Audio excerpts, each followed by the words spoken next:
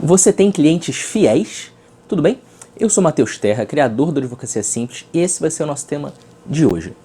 Olha só, você tem clientes fiéis? Você tem clientes que retornam para o seu escritório de advocacia? Eu sei, a gente se preocupa demais com prospecção, a gente se preocupa demais em trazer novos clientes para dentro do escritório, mas pouquíssimos advogados se preocupam em como manter essa pessoa, em como fazer esse cliente voltar. Então o primeiro ponto é: analise se você tem clientes fiéis ou não. É possível que, se você já tem algum tempo de estrada, você tenha alguns poucos clientes fiéis, mas não é a maioria, tá certo? Pois é. O primeiro ponto que você vai fazer é analisar se você tem, se você não tem, quais são e quais não são.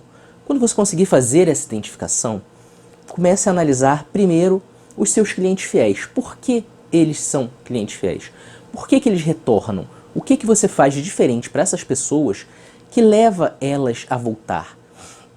Converse com esses clientes, pergunte, tente entender. Óbvio que você não vai perguntar diretamente, mas batendo um papo, que possivelmente você já é mais próximo deles, bate um papo, pergunta o que gosta, o que não gosta, e vai entendendo a cabeça desse cliente que retorna. Por que você tem que entender a cabeça desse cliente que retorna? Porque você tem que ser apto a replicar essa fórmula, a replicar o motivo desse cliente retornar para o seu escritório. Então, analise cuidadosamente o que leva esse cliente a voltar. Agora, muito mais importante que isso, você tem que analisar também os seus casos de fracasso. Você tem que analisar também os clientes que não retornam. Se você teve um cliente que te contratou uma vez e nunca mais voltou, você tem que analisar por que esse cara não voltou, por que esse cliente não te contratou novamente. O que aconteceu no relacionamento que levou esse relacionamento a se desgastar e ele a não te contratar novamente? Ah, Matheus, era só um problema pontual, ele nunca mais teve nada. Pode ser. Muito raramente acontece, mas acontece, porque a maioria das pessoas e a maioria das empresas também vai ter demandas recorrentes, vai ter coisas recorrentes para te trazer, mas tem um pequeno porém.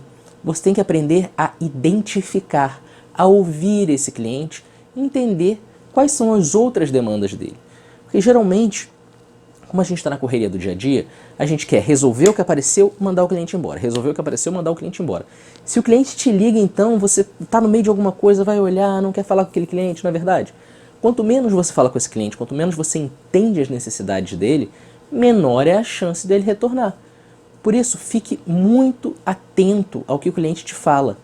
Várias vezes eu consigo fazer uma oferta nova de serviço para o cliente, resolver uma outra demanda dele, quando a gente está simplesmente conversando. Entre uma audiência e outra, ou numa reunião, ou depois mesmo de resolver as demandas dele, eu sempre busco conversar com os meus clientes.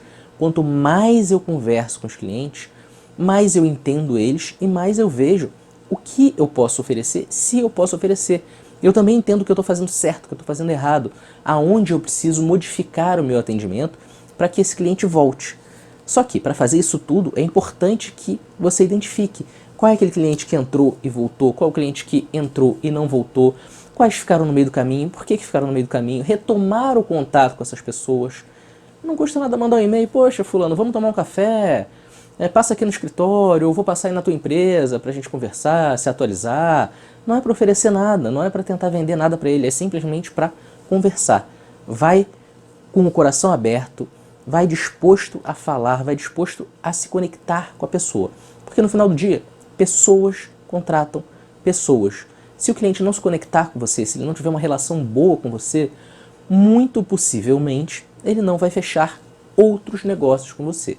Então, mantenha isso em mente. E eu quero saber a sua opinião sobre esse vídeo. Você pode, por favor, deixar aqui um comentário, fala se eu falei besteira, se eu não falei, curte esse vídeo, compartilha com seus amigos e dá uma olhadinha aí em recomendações de outros vídeos. Eu te espero na próxima dica. Até lá!